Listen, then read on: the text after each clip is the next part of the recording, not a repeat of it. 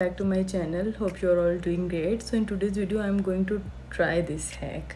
Actually I have that kind of scary lipstick, so that's why I'm going to try it, and if you have, you need to try it, otherwise just chill. Let's try it. First I am going to put a little bit foundation or concealer on my lips.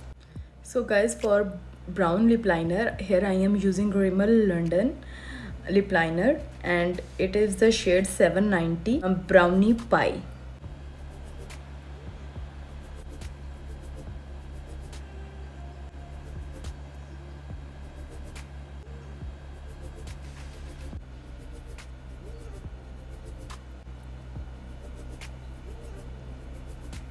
Now I am using my Scary lipstick, a lip gloss.